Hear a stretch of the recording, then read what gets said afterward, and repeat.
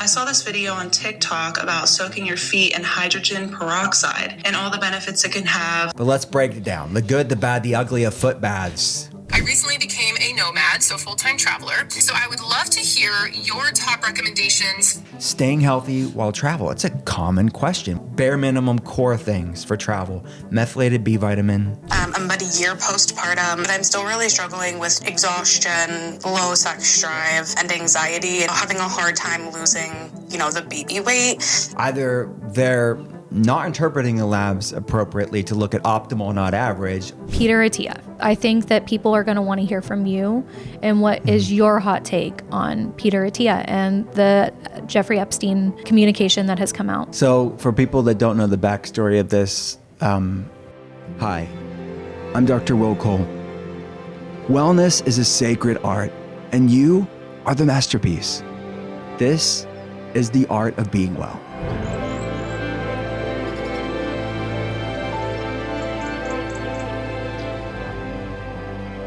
What's up, and welcome to The Art of Being Well.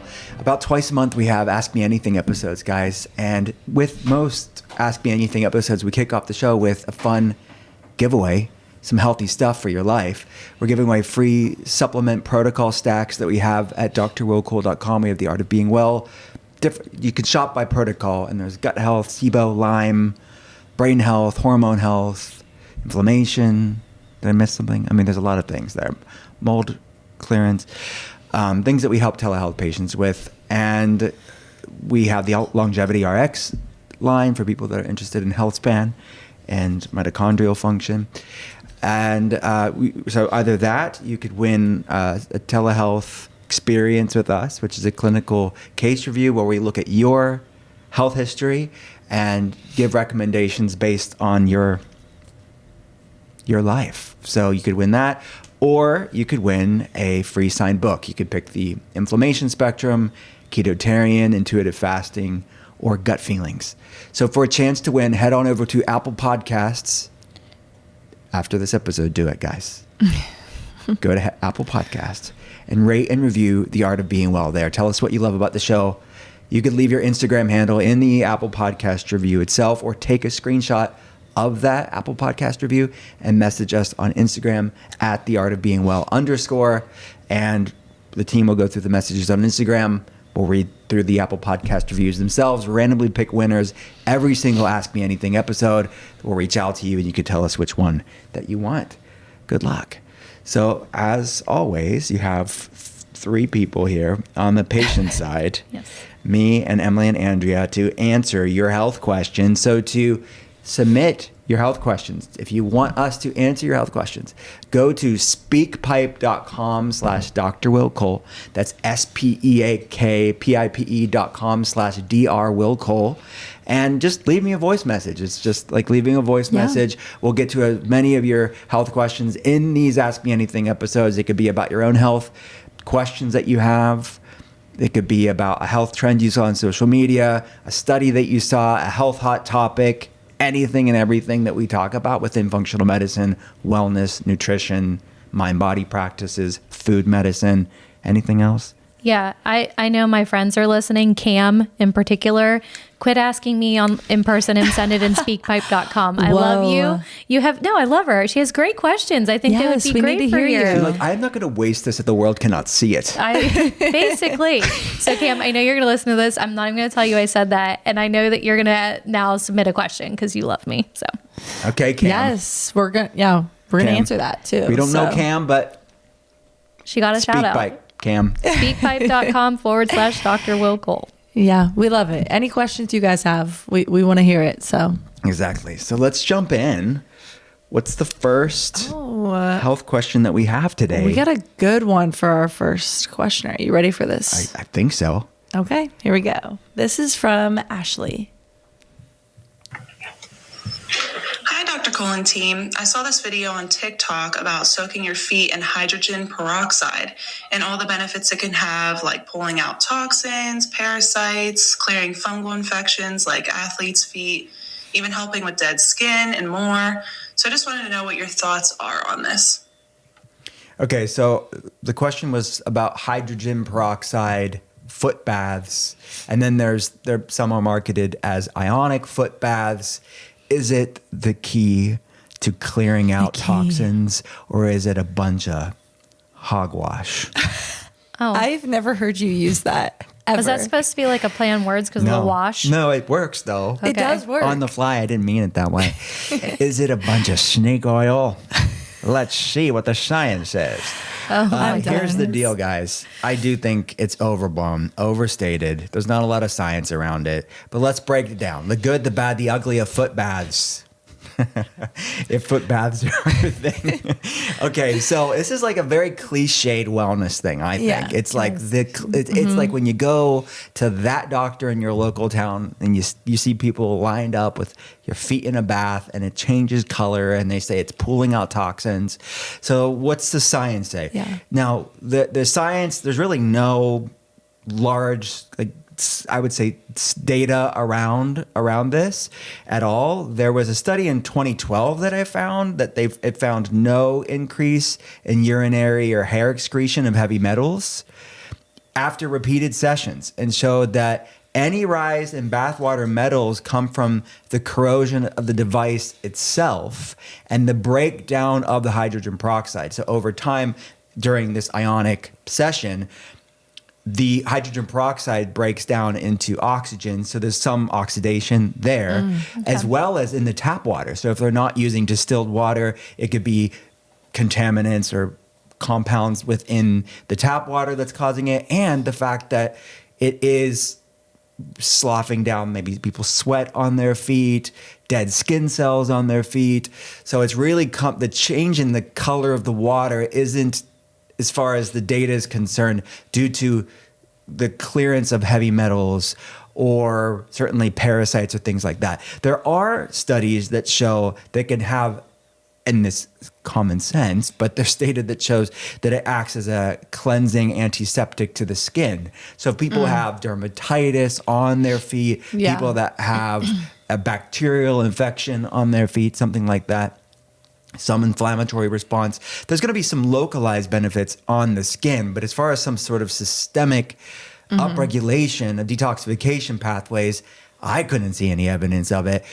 So I do think it's probably overstated. That's my hot take on ionic foot baths.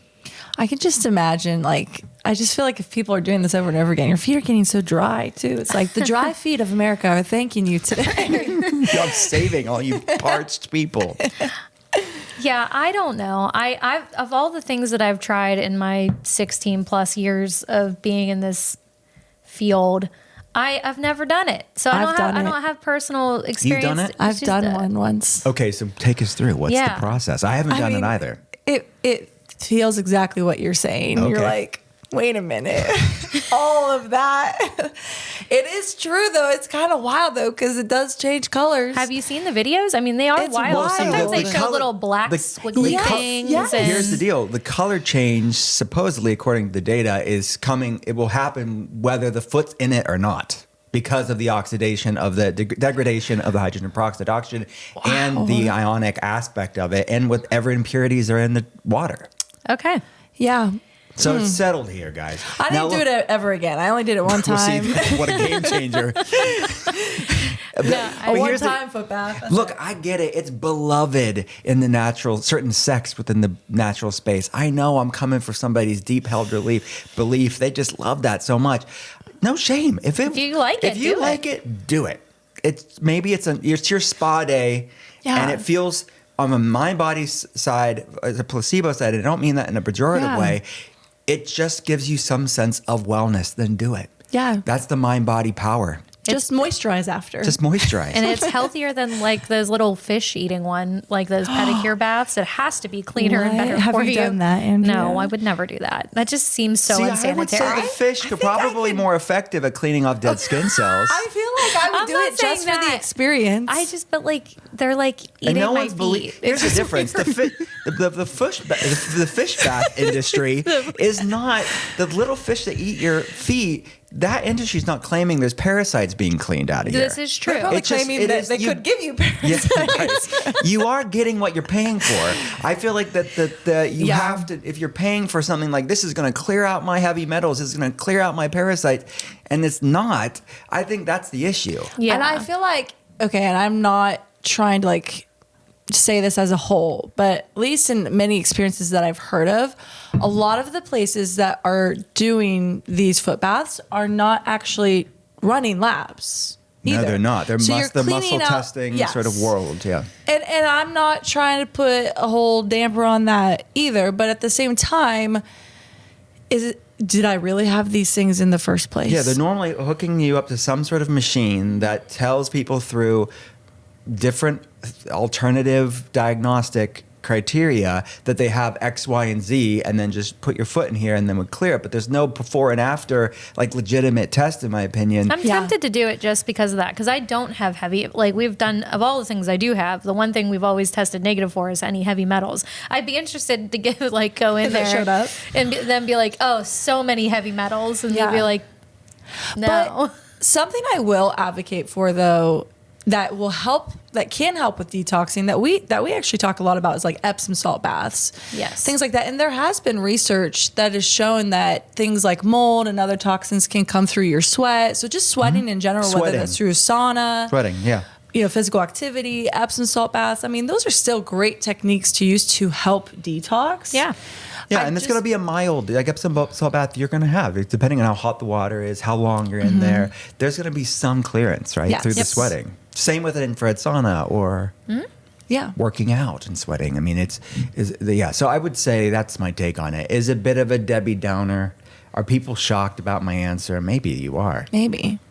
You shouldn't If be. they've seen the videos and they were suckered in, they're probably Look, shocked. and I will say this, guys. If there's a really good research study, or I've even seen something that I haven't seen now, I don't want to worship science, right? Because who's going to spend the millions of dollars for a randomized control trial on hydrogen peroxide foot baths? It's probably not going to happen in our lifetime. But I would say if I saw something compelling, and just from a logical standpoint, be my own N of one experiment, or saw something that was really compelling in 16 years of being in functional medicine, you'd think I would have seen it. yeah. I haven't seen it. So I'm not even saying it's just about the science. It's not.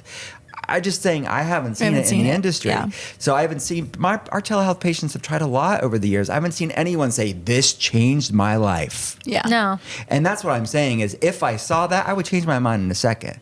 I'm not like so beholden to this belief where I'm so inflexible that my mind can be changed with evidence, right? Either personally or research. I think we should just go do some foot baths and let's see. Let's see it. And you guys want to see that on social media? Oh boy, no, let's not do that.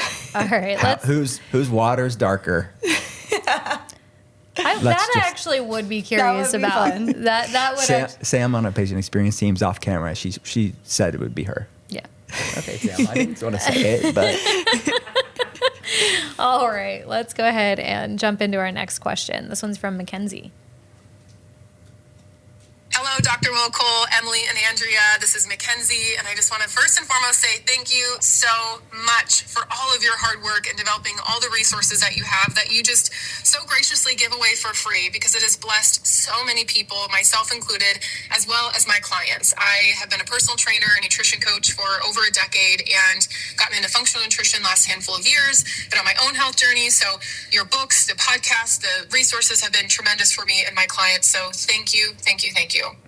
And my question today is actually regarding my health, because I recently became a nomad, so full-time traveler, and I feel very called by God to go to every country in the world and build a global community while I do it.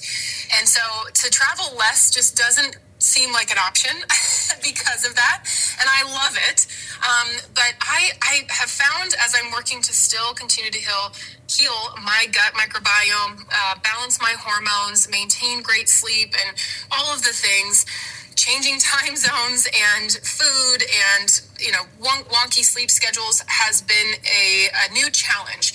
So I would love to hear your top recommendations for or systems and habits or even supplements, specific foods that I can prioritize when I'm in the States and when I'm abroad so that I can maintain optimal vitality and continue to heal my own body. So would love your thoughts. Thank you so much and excited to hear soon. And we didn't pick that question just because she said such nice things about us. But we didn't hate it either. It did make it past the editing process. So, what a beautiful spirit! You could just, I love her energy. Imbued through the speak pipe. What a beautiful life. I mean, a nomadic life, just living. I hope you're in a van, living on the land. I just really hope that's like some funky old VW van is like involved in some way. I love that you see that for her. I do. I see it. I picture it. Yes, van life.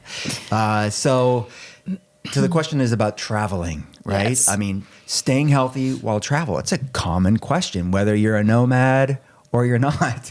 If you travel, you want to know how can you be supportive of your health when you're talking about flying, planes, trains, and automobiles, time zones, pressure, air pressure. There's a lot of variables that we think of for telehealth patients when it comes to the gut-brain hormonal axis, really. So where do I start? First of all, I would say don't stress too much, right? It's like I don't know the full extent of what she's going through. So there's a spectrum here of people that have health issues that they maybe don't have the resilience yet, where travel can be really hard on their body. And we see that with people that have autoimmune issues or different different health problems, right? And then there's people that they're just looking at health optimization. They want to be supportive of gut microbiome, gut health, like she said, but it's not something where they have to be overly thinking about what's travel doing to me and looking for problems where there aren't any. Maybe you have enough resilience. So some thoughts. I would say make your life. I think when you some things are going to be outside of your control, and I think just doing the best you can and not stressing about it. And that's one thing where, especially for our telehealth patients that travel for work, right? It's like really deeply part of their work that's not going to change. Back to something we talk a lot about: change, leave, or accept. Some people really don't like the fact that they're traveling so much, and that sort of stress around travel is part of it. So it's really about, is this something that's elective or not? For her, and this is probably a weird way to start to answer this question, she wants to do this. I feel like such a positive, infectious attitude about it. And she's feeling this is a calling on her life. There's something to be said about your mind space and your attitude of which you're doing the thing, right? It's going to create a completely different result versus somebody has to travel for work. They don't like it, and it's this sort of negative connotation, which some people are in that place of their life, and shame on it. But it's that mind-body experience could be completely different. So I would say it's a positive attitude. I don't mean toxic positivity, but I mean a grace and a lightness to the situation is a completely different thing when it comes to how that impacts your biochemistry. Some practical tips from a nutritional standpoint, I would say because you could be staying in different hotels or hostels or living in your VW van, 1978 VW van, you may want to make your life a cleanse in that way, because you could be exposed to different things in different environments when it comes to moldy buildings in developing countries, or even here in the United States, we see mold all over the place. And some people are more sensitive to mold than others, so I don't want to fearmonger about mold. But if somebody's more mold sensitive, which is a lot of our patient base, they have different HLA and methylation gene variants, you want to make sure you're supporting your health. Of course, that starts with food and nutrient density and the proper cofactors you need to support your body's own detoxification.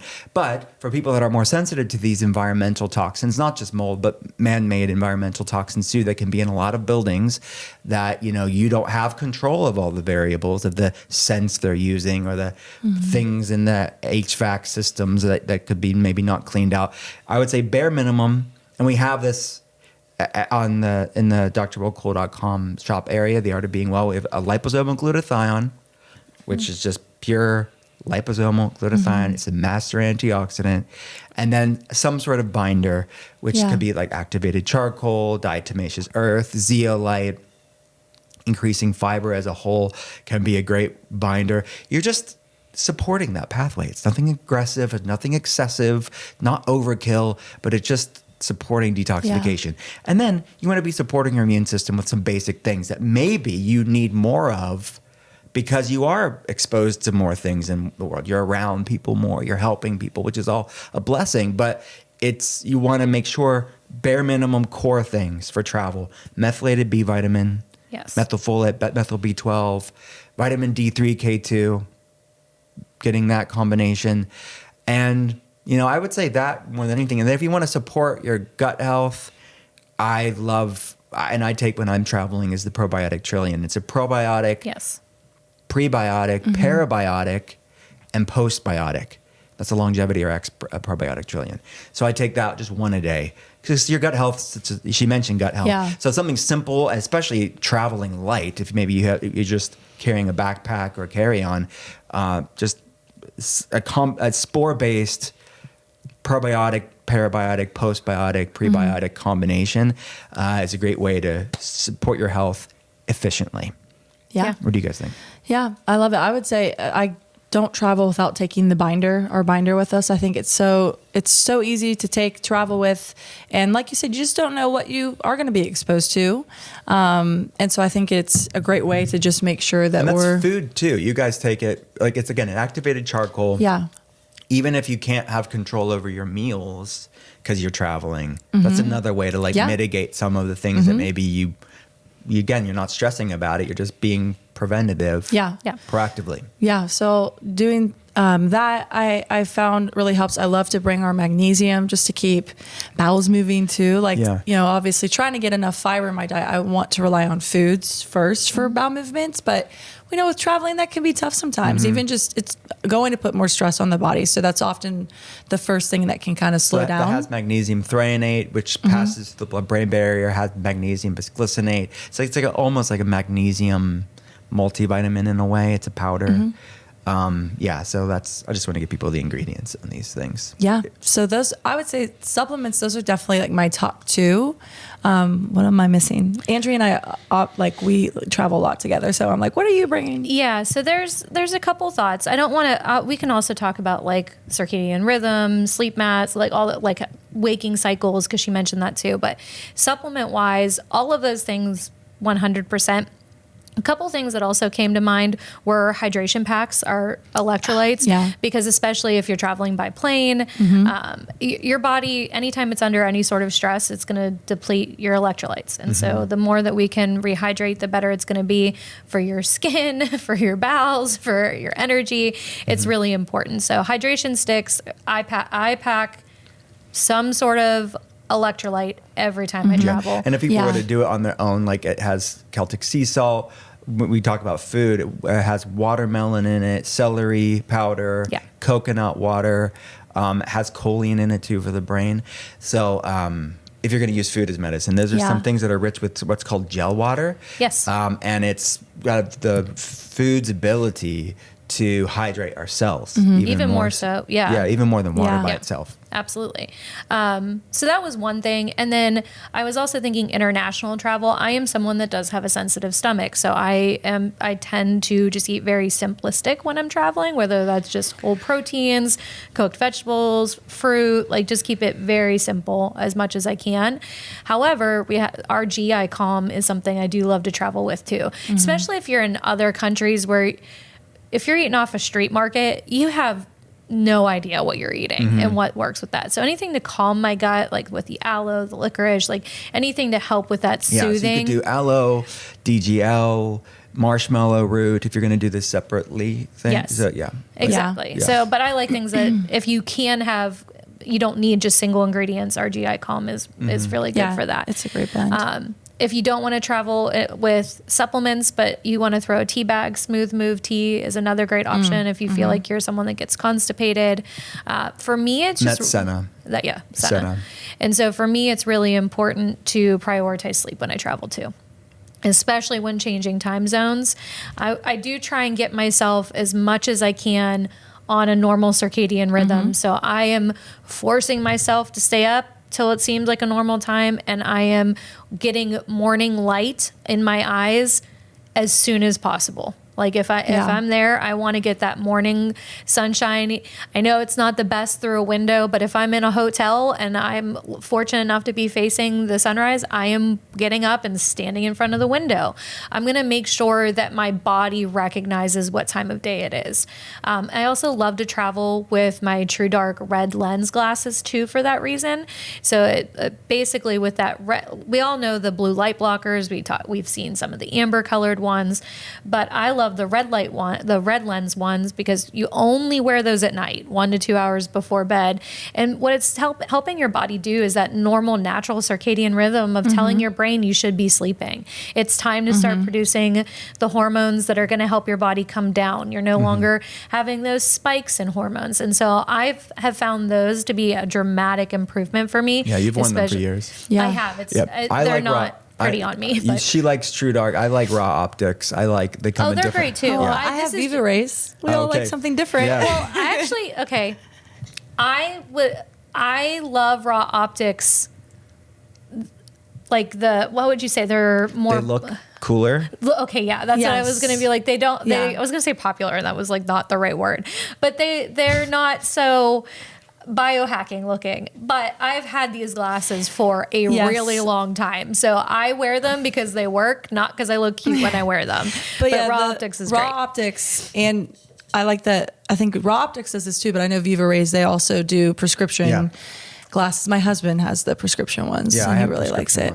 He really likes it. I don't. I wear them over my glasses. Yes. I look like a mad scientist because this again, how old they are. They didn't have prescription ones when I got them. So I would say the only other small recommendation I would give for someone who's traveling long term like that is probably buying your own filtered water bottle.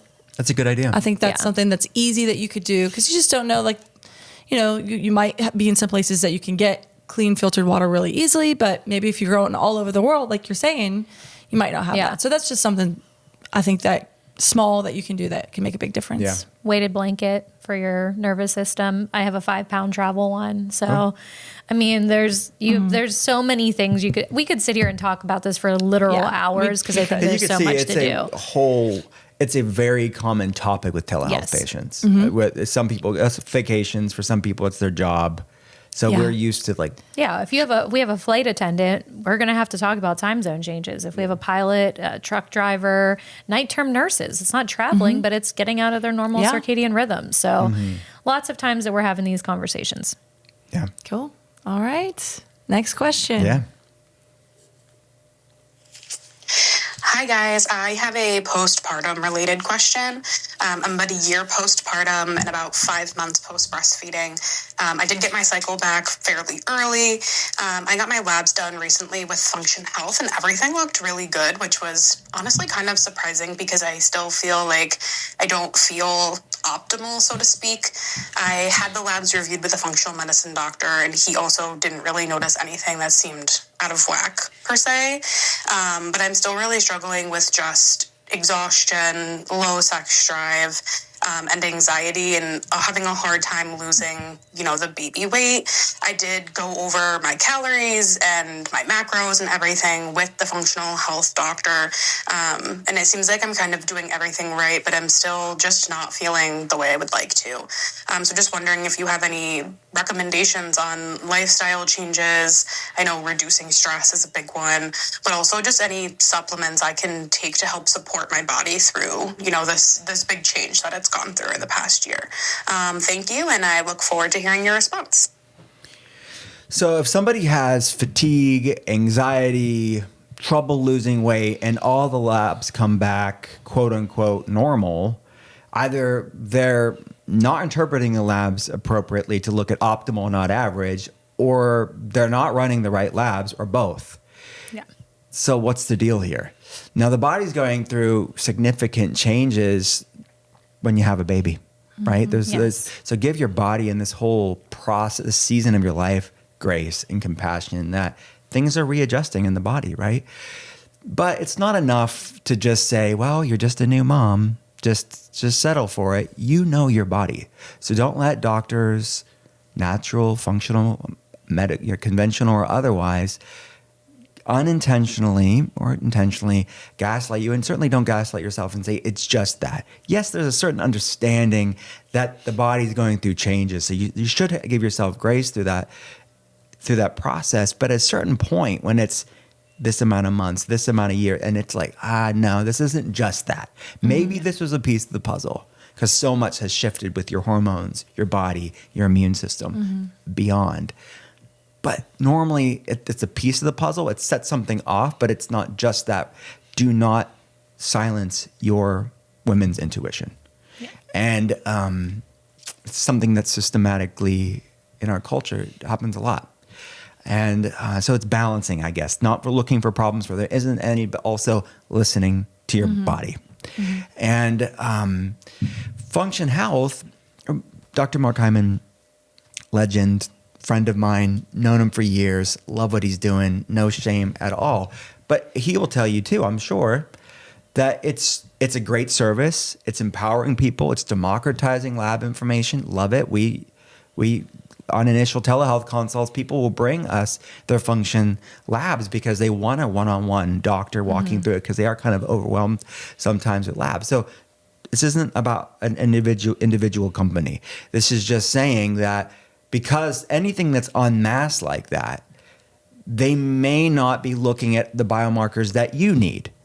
It's a good screening. I would say it's a wonderful, more comprehensive screening compared to conventional medicine's baseline, superficial, scratching the surface labs, right? It's going a level deeper. But maybe, again, if you still have symptoms despite quote unquote normal labs, maybe you need to go deeper. Because it's not enough to say, well, it's just in my head because I'm having anxiety or I'm having these metabolic problems or I'm having these fatigue issues. What is your body telling us? What's contributing to the sort of postnatal syndrome, so to speak, for you, which is going to be a different combination of factors for you than somebody else. So yes, it may be running more labs, looking at things that this lab doesn't run. And that's where health history is so important. Yeah. And talking with somebody that's knows what labs to run. What are the proverbial stones that are most likely to have something underneath it that they don't run? So I would say see people that have like comprehensive functional medicine tests. Let's just say that. That's most of our patients when we're meeting them. Yeah. They do have more than the average person. And most of them are way better off than they would be without that information that informed them. It got them to a point in their health journey, but it didn't get them everywhere that they needed to be. And that's where they're looking to kind of, what's the missing pieces to my health puzzle? And we can kind of look and see these beyond the basic. So based on your health history, it could be looking at gut health. It could be looking at environmental toxins. It could be looking at biomarkers that impact your body that are beyond what they're running. That's what I would say. This, for the most part, that's where we find it. And health history informs what biomarkers, what diagnostics, what labs are needed. That's basically what I would say. So then the second part of her question was, what supplements do I need? I would base it on labs, right? It's just, So for example, did they run a full iron panel? Maybe they did. Did they look at ferritin? Was it 80? A lot of women postnatal can have, a lot of women not prenatal, a lot of women anytime can have low iron and it be suboptimal iron. So maybe ferritin's below 80. Maybe serum iron is what we want it to be. Maybe hemoglobin hematocrit. Maybe the MC series are off. These are red blood cell measurements, which can be impacted postnatal. Looking at other nutrients that can be depleted postnatal. Looking at magnesium, looking at selenium, looking at iodine, looking at zinc. Now, I am assuming that Function Health is looking at optimal, but I will say some of the biomarkers from what we've seen are not interpreted as optimal as we would like. Do I think it's the end-all be-all problems? No. I would probably put it more to the biomarkers that we need to run for you more than the interpretation of it. But that may be a variable to consider, as well as the ranges. What ranges are they looking at? I've looked at them a lot. I see these probably wouldn't be an exaggeration to say weekly with new consultations. So give us an example. So I would say vitamin D is one of them, where we're aiming for 60 to 100. I think theirs is 40. So even just something simple like that, there's, again, that's narrower than what you're going to get at your doctor's office that tells you 20. But I did notice that some of their markers are not as refined to optimal as ours would be. So I want to acknowledge your frustration of being told everything is normal. It may not be normal. Function Health, 100% better than what you're going to get with your standard like GP or PCP. It just is. Yeah. I've looked at these for a decade and a half. It is better. And you can add tons and tons of labs. That's the other thing that I think is a little bit frustrating though, is no one's telling you what to run. You're picking based off of intuition. So you could be spending money on labs that maybe aren't necessary, are not serving you well. Maybe they're more of the downstream symptom issue and it's not looking for the root cause of why you're even going through this in the first place. And hormones in blood work, there are limitations. It's what's free and available in your blood work in that moment. If you are we looking at urine? Are we looking at saliva?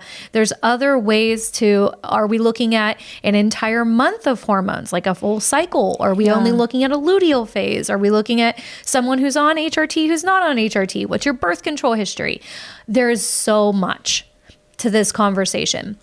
So I hear her frustration, especially when you're being told everything is normal. I think that is one of our number one complaints that we see from women is that they're told everything is okay, but nothing feels okay.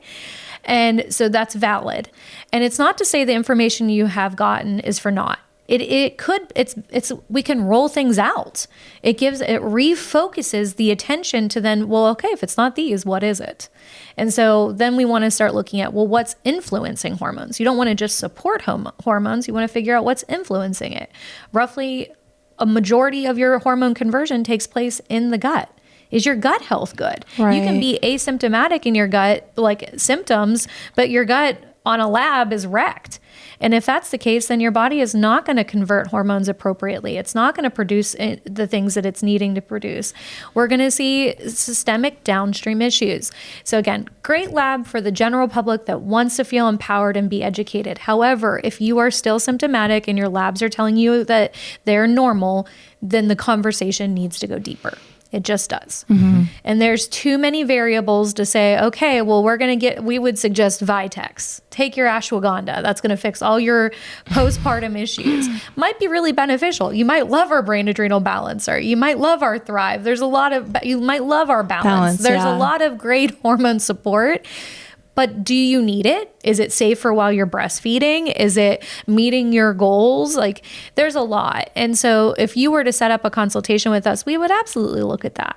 We would 100% look at it. Yeah. I don't want to diminish it, but it sounds like your personal case isn't being addressed. Yeah. And I 100% agree with everything both of you guys are saying too. And I do want to acknowledge that I think that there is a lack of education of that postpartum process as well. I mean, your gut is completely different. The minute you get pregnant, it's completely different. The minute you go through labor and delivery, it's completely different. That postpartum period, there's a lot that's happening.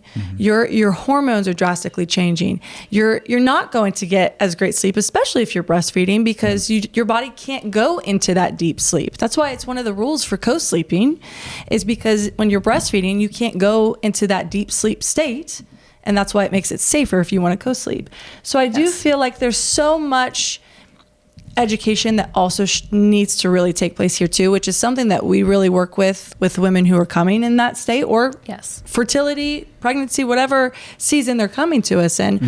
We're talking a lot about all of the big shifts that are happening, and looking at the gut would be a place that we would after someone gives birth, you know, and hormones. I love that Andrea brought up, like, looking at a cellular level, urine, saliva testing, but at the same time, we're probably not going to do that while you're breastfeeding. And even after you're done breastfeeding, most of the time, we're going to wait a little bit to see how things start to regulate. If you want that information, I want to be clear. We're not going to withhold that from you. We're going to give you whatever lab you want. You want something and we can do it, we'll do it. But we'll educate you on why too. Because you want it to be the investment to make sense. Yes, absolutely. Yeah, yeah, exactly. Have informed consent on what's the potential information you would get versus, like, is this That way we can prioritize, because these are not covered by insurance. It's like we want to be comprehensive but not be excessive with labs, just running superfluous labs for the sake of it. You want to be pragmatic. And also, I think it's really important to note, it takes your organs 2 years to go back to normal. Like, I think women I'm not discounting what Dr. Cole said. We're not discounting that you know your body, and if something doesn't feel right, that can be true. But I think also our social media consumption says, well, you should be perfect. And it's not that way. Your body is different now, and but now we need to relearn it, and we need to learn what it needs and support now. Yeah. Yeah. What is the new normal? Maybe you bounce back entirely, but maybe there is a new period where you are giving your body the time it needs to find its balance again. Absolutely. Well, it's not a speak pipe question. This is one that you are getting bombarded with online. So we wanted to bring this almost as what's your health hot take on it? Peter Attia. Okay. So I know this is a really sensitive subject. So I do want to put a disclaimer that if this is the kind of stuff that makes you uncomfortable, we saved it for the end so you can bounce. Like, if this is not something that it's triggering for you in any way, anything like that, please feel free. We're not offended if this isn't. But we do want to talk about it because our health community is speaking to it. And I think that people are going to want to hear from you and what is your hot take on Peter Attia and the Jeffrey Epstein communication that has come out with them two being what looks like really close. Yeah. So for people that don't know the backstory of this, I didn't know the backstory of this until this all came out. The most recent Jeffrey Epstein file release from the DOJ, millions of files. I mean, it's like emails, pictures, documents. I mean, I don't know the exact amount. I mean, copious amounts. And included in the DOJ release of the Jeffrey Epstein files, there was a notable longevity doctor named Dr. Peter Attia. I would say one of the top, without a doubt, top longevity, quote unquote, longevity doctors in the world, in our space. And I say in our space, people that are interested in health and wellness. He's a leading voice. Caveat, I don't know Dr. Attia. I've never met Dr. Attia. Obviously, we have lots of mutual colleagues and friends, but I don't know about him personally. Never met him. As Andrea said, this is extremely sensitive with that's a heavy topic, right? When you're talking about sexual abuse of women, sexual abuse of minors, and then you're talking about, okay, somebody in the health space, his name comes up. So what's the background, right? He's mentioned over 1,700 documents, Dr. Attia. Yeah. This is email chains from 2015 to 2019. Context is Epstein was convicted in 2008. Yes. Convicted again in 2019. So it was before it was right up until that 2019 conviction. Yes. So, but he knew about the 2008 conviction as well. Yes. What was the context of it? First of all, was there any illegal activity shown in this release from Dr. Attia? No. But the way that it looks and people are reading into it, people don't know the full context of it. It doesn't look good. It doesn't look good. It definitely, I would say, lines are crossed as far as like an ethical standpoint with someone that was at least partially your patient. But it also seemed like they were definitely more than just a doctor-patient relationship as well. Some crude, sexually explicit banter. I mean, talking about, I don't want to be vulgar, but basically talking about vaginas being low carb, but still waiting on its gluten content though. So really making, I don't know. This isn't how you talk to a patient. No.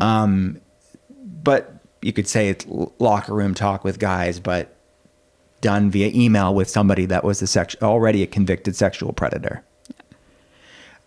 And he offered longevity and medical services as well. Epstein, he talked about a shipment coming in. Dr. Attia said afterwards they were talking about metformin. Some of it doesn't make sense. I'll talk about his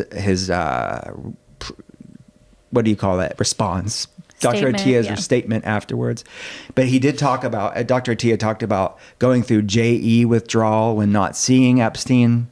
I don't say that to any of my friends. Reference wanting to visit LSJ, which is a little St. James Island, which is like the notorious, everybody's talking about Epstein Island. He wants to visit it and visit Epstein's New Mexico ranch. And meetings were scheduled between Attia and Epstein when Attia's wife and son were in the ICU after a near fatal incident in July in 2017. So a lot of, really close. If you're he's a part of your life. If you're picking this over that. And apparently Dr. Attia mentions it in his book too, the fact that he wasn't with his wife. So I don't know his career that much. And to be honest with you, I'm conflicted of even talking about this because I'm looking at friends and colleagues of mine that are commenting about this on social media. And I feel, of course, no one's going to ever normalize this stuff. But does someone that's already being maligned and held accountable, do I need to add to the pile on? Is it something where it's like, am I really edifying anybody in the situation? But people want to know what we have to say. So I am cognizant of the fact that I don't want to kick somebody when they're down, and have compassion and grace to somebody, even if they don't deserve it on the surface. I just don't want to be that person. I don't know the full context of what he's talking about. I do know it was really poor life choices. Yeah. Certainly. Is it illegal to make really poor life choices? No. Is it illegal to have poor judgment in friends and the company that you keep? No, it's not illegal, but it is what it is. So I think I don't want to conflate and make it into some illegal activity and equate Attia with Epstein. That's where the problem can be. And I know we love a good lynch mob on social media. We love tearing people down. We love running with stories when we don't know the full story. We love to cancel people. We love to burn people at the proverbial stake on social media. I don't like that.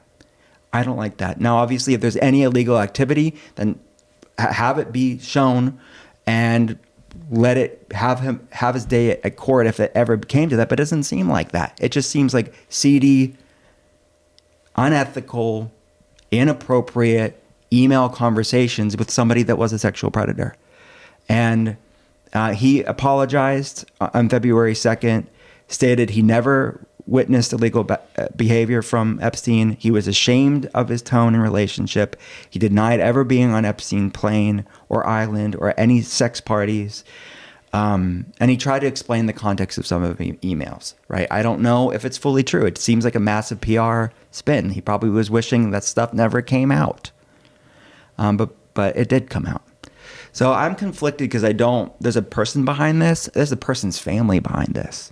Right. It's like his wife and kids are going through this. And I don't want to be adding to the lynch mob. But at the same time, we shouldn't normalize what Epstein did, of course. Nor is he. He's apologizing in hindsight. I don't know how you get ahead of that. This happens in the mid 2000s or whatever, right? 2017, whatever. What would you do in that situation? If you're like, yeah, you had remorse, you knew, because he's saying he didn't know everything about Epstein. I don't know how you don't know that, but he looked into it, and then he said he confronted him at some point. I don't know. Like, how much did he know? Do you take him for his word or not? What do you guys think?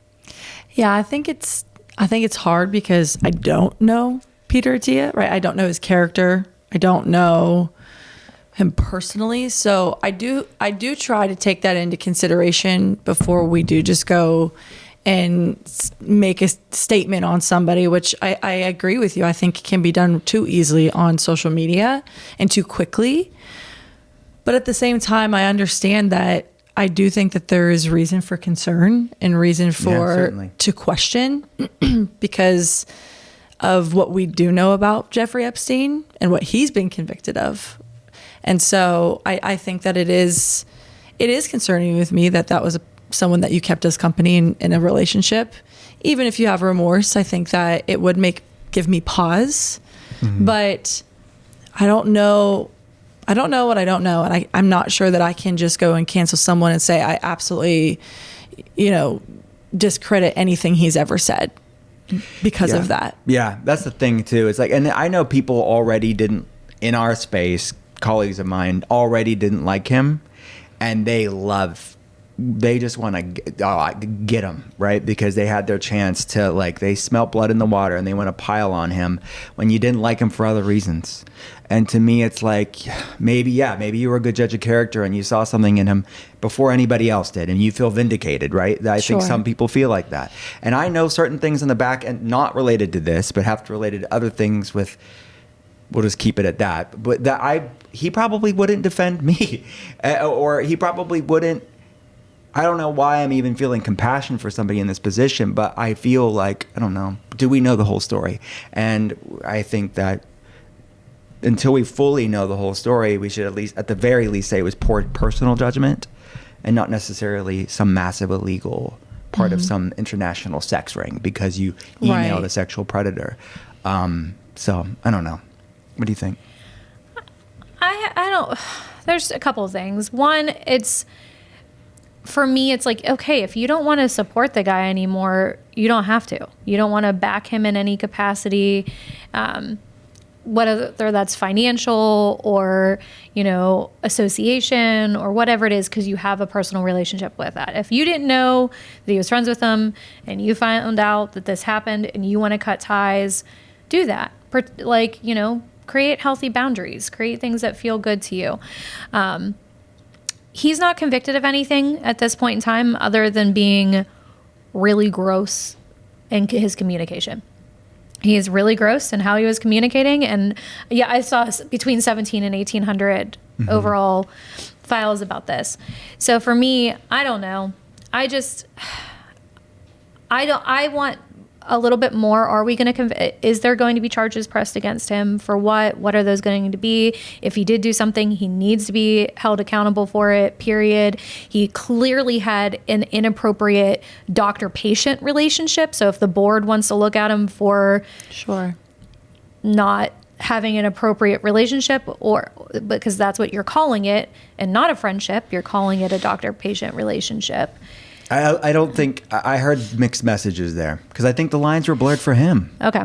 So it's like, so that is the line. It's like, what are you going to do there? And what it sounds like, and he said in his statement, Attia's statement, is that this is the first time that he ever came into contact with such money and exclusivity. And I honestly, what it read as is this is a guy, and even the emails read as somebody that was at the very least intoxicated with wealth and power. Yeah. And we see that. I mean, why do you think there's the term groupies? And that, like, in not all the, like, you see this, not to bash like basketball players or football players, but you see people who would like die on a hill for them because they're famous and they're wealthy. Yeah. And that person can be accused of doing horrible things to women too. It was like sort of sycophantic. You compromise your morals because you are enamored by this life. Yeah. But I do think, and again, this doesn't invalidate anyone else's experience or story if you've been through an awful experience like that. But I am concerned that what I feel like can happen sometimes with stuff like this is that, and again, you've even gotten a lot of messages or comments regarding someone you don't even know because he's in this space. And that to me is confusing. And I think that it actually doesn't help the people who have been victims to crimes like this. When you just start canceling everybody that is a part of the space, or you start attacking, at least, maybe not canceling, but attacking or messaging or commenting on someone's character who's not even related to the situation at all. Yeah. Well, and then the fact that everybody has to comment on everything. Right. Yeah. We can personally think something's wrong and not have to make a post on it to get likes. Yep. Yeah. Because that's what I see is like, man, is that really the move? This is talk about someone's like Jeffrey Epstein, as far as like sexual trauma to people, there's victims involved. Do I need to get my dopamine hit to make a comment on something I don't even know the full story on? Well, when it's like, why? Who am I? Why does my opinion matter? Here, I'll just for a moment though, let's recognize that these communications happened after his first conviction. I think that like if these were things that happened before 2008, it's almost like, well, maybe he really didn't know what type of person he was, but they happened after his first conviction, you know what type of person this is. He's convicted of sexual, like you know that this is a person. Attia is saying that he didn't look into it until later. But it doesn't matter. You knew, you had to have known something. You're going to take on a client, a patient, or even a friend, or even a friend of that regard. You're going to know something about their life. So for me, at the end of the day, what I can say is that a quick Google search of him after 2008 would 100% have presented you with at least some facts to know that this is a man at minimum that does not respect women, but was actually accused and convicted of crimes. And then you are talking in a vulgar way about women to this man. Yeah. There's no excuse for that. Is it criminal? I don't know yet. I'm not the one in charge of that. You find something that's criminal, charge the heck out of him. I will stand behind that, whatever it is. But at this point in time, he's just a gross human that if you don't want to support, you don't have to. Yeah, I think that's a good way of putting it. You don't have to personally follow. But let me just get the back side of this too. There's a lot of people that people follow on social media that are gross. Oh, 100%. 100%. Yes, and if you don't want to, guess what? You don't have to. Yeah. It's just, I guess you'd never know, right? Because he's so well respected and even more timely from a news standpoint. Which I thought was such a great thing. Like CBS News, Barry Weiss was like bringing on people like Huberman and Mark Hyman and Peter Attia as contributors. CBS was like, great, they're getting diverse viewpoints within the health space on CBS News. Like the legend, what do they call that? It's like the big, the big five or so of the networks. But now it's like, bro. You ruined it for the rest of us. Thanks. That's how I feel. But at the same time, can you imagine how the royal family, we're dealing with this in the functional realm. Literally, Prince Andrew, can you imagine the headache that he has caused that family? No. Awkward. It's horribly sad. It's so sad. Did you see the new emails that they came out with? Ferguson, what's her first name? Sarah Ferguson. And how she was talking about her own daughters. Yes. It's so gross. Guys, we can all acknowledge. It's gross. There was a bunch of people that were feeding off of each other's disgust. Yeah. Disgusting behavior. Yeah, and they all are just wealthy and felt like they were above the law. And if they did something illegal, I hope and pray that they are convicted. Yeah. So that's our take on it, right? But it's hopefully, choose to follow him or not follow his advice. He may have had some good advice. I will say that his actual nutrition advice, let's talk about that separately. He's evolved quite a bit. He used to be really for low carb for certain inventions and then kind of wanted to stick with the orthodoxy of just being safe.